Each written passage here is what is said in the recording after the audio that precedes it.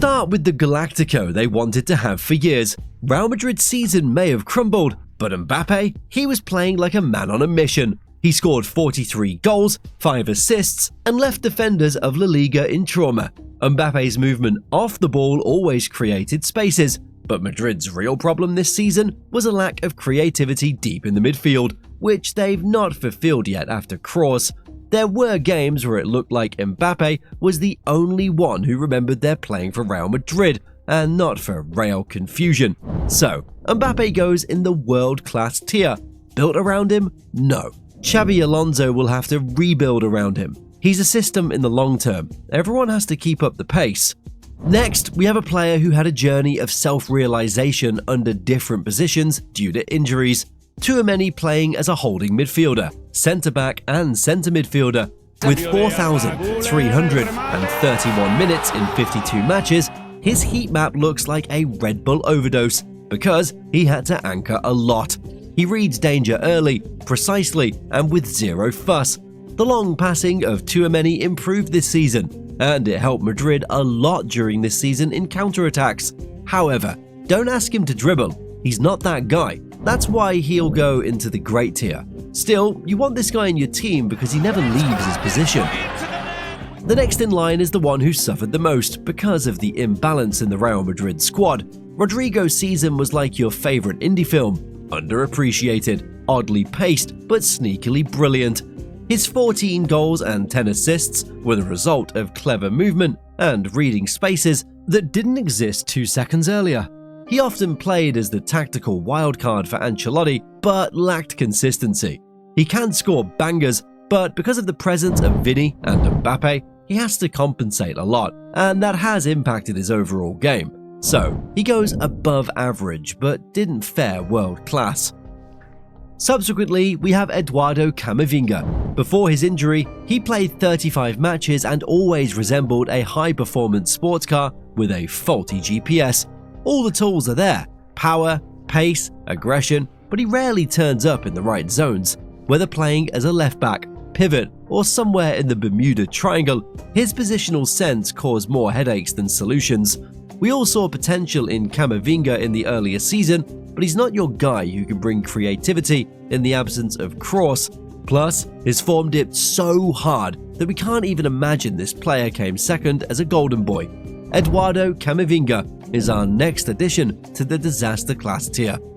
We're moving next to Real Madrid's prominent problem last year, and that was the left-back position. Fran Garcia was there last season in the absence of Mendy and Alaba. He clocked nearly 3,000 minutes in 48 matches without ever becoming the problem or the solution in that position. He defended within his limits, offered occasional overlaps, and looked like a player who drinks 8 glasses of water a day and goes to bed at 10.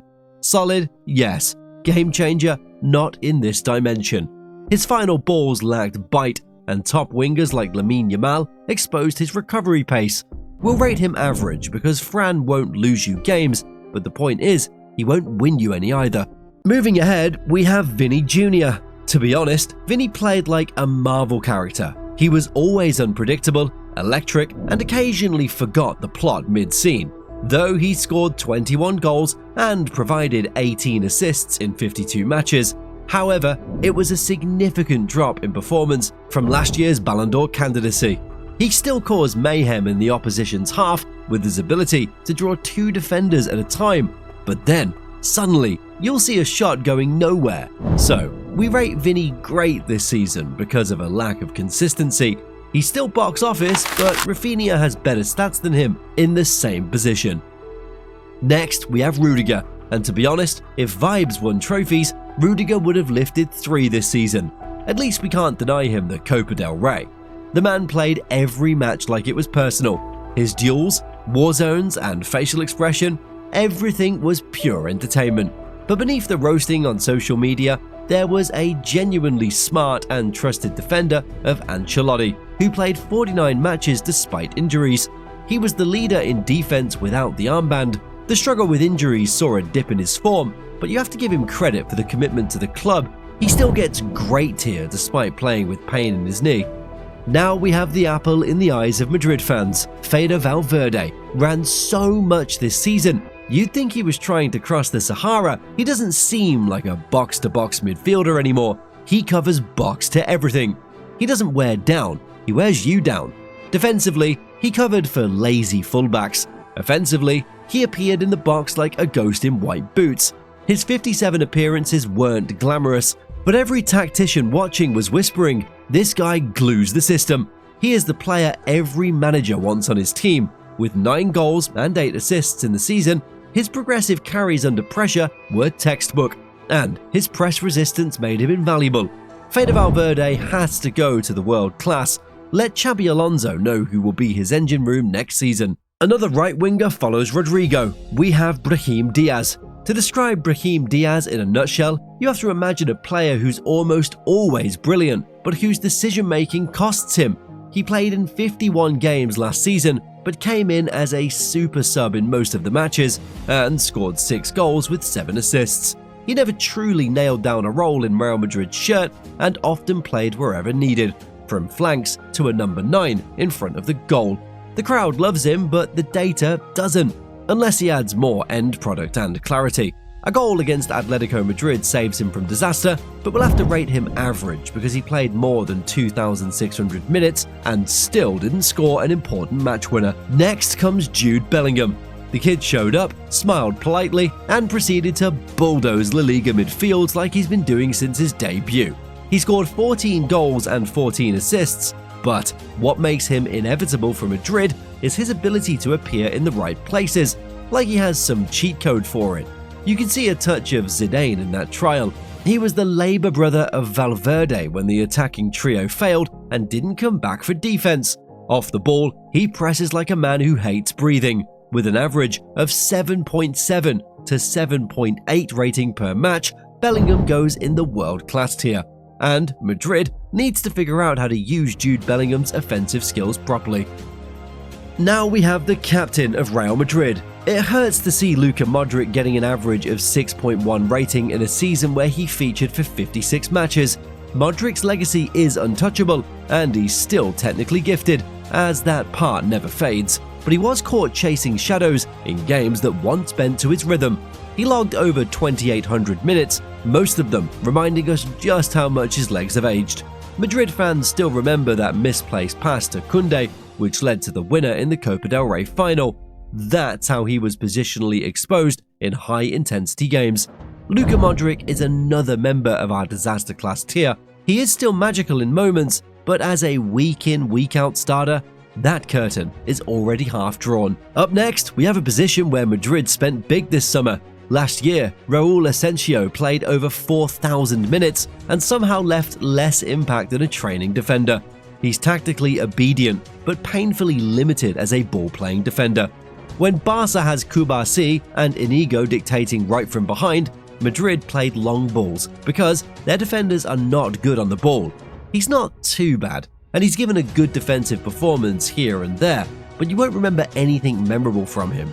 Madrid will extend with him until 2031, which clearly shows he has potential, but solely based on this season's performance, we're going to put him in disaster class and hope he'll turn up his potential in the next season.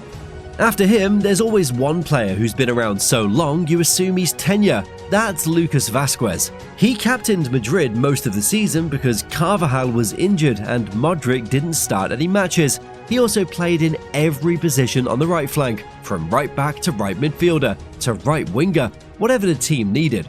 Vázquez scored 2 goals and 6 assists and showed enough tactical discipline to write a coaching manual. However, time is lurking, and in high-tempo matches, he lags behind and struggles to make a mark. Still, you need a guy like Lucas in the squad. He keeps the dressing room grounded and the younger players humble. We rate Real Madrid's third captain average because an impact was not made in big games. Madrid's Turkish prodigy felt like a YouTube highlight reel trying to survive in a 90-minute match. Yes, 5 goals and 9 assists are good for an attacking midfielder, but he played as a right winger for more than half the matches. Also, they look good until you realize half of those numbers came against teams fighting relegation. His talent is obvious, but physically, he looked like he needed to buy a gym membership. He's too lightweight in duels and too passive off the ball. Because of the hype and expectations he gives with the name of Turkish Messi, he's our first addition to the disaster tier. His performance on the field, especially off the ball, doesn't justify the transfer market value of 45 million euros. Our last player on the list is none other than Endrick. Well, there's no shame in struggling at 17, but Endrick's debut season was a lesson in why even prodigies need proper training. 7 goals in under 900 minutes, yes, it looks good on paper, but those who watched games have seen him suffering, especially by the standards of Madrid's first-choice front trio. His average game rating was 5.8, which tells us he'll be our last member of disaster class.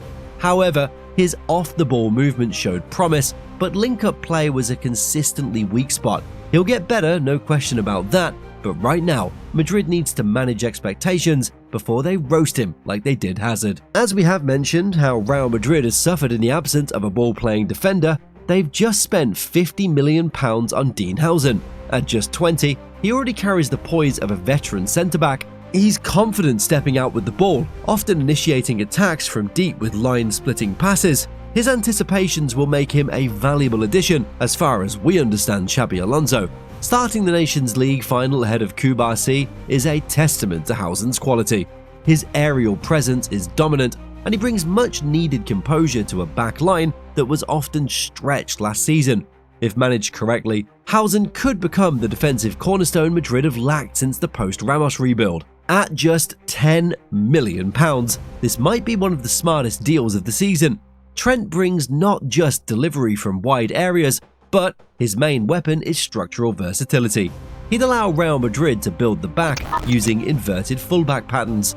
His vision and passing range offer something Madrid have missed at right back since the prime Dani Carvajal years. Alonso is expected to use him in a hybrid role, as part creator and part metronome. Defensively, he'll need consistent support, especially against fast wingers of La Liga, but with Valverde and Tchouaméni nearby, the framework is there. More than a signing, Trent could become a tactical unlock for Madrid's right side. This is very interesting. Real Madrid has had an Argentine player after a long time since the days of Di Maria and Higuain. Franco Mastantuono is an exciting young prodigy at River Plate. He's press-resistant, agile, and fearless in tight spaces, all the qualities Madrid is looking for in its midfielders. What stands out is his blend of South American flair with European sense of positional discipline. Real Madrid project is clearly seeing him as a long-term creative centerpiece, likely to phase into the Modric to Bellingham succession plan. So, that's how Real Madrid collapsed from champions to confusion this season. But history says whenever they fall, they don't stay down for long. With new signings, a new manager, and a new project, the real question isn't if Madrid will bounce back, it's how dominant the comeback will be. Let's watch the start of it from the FIFA Club World Cup.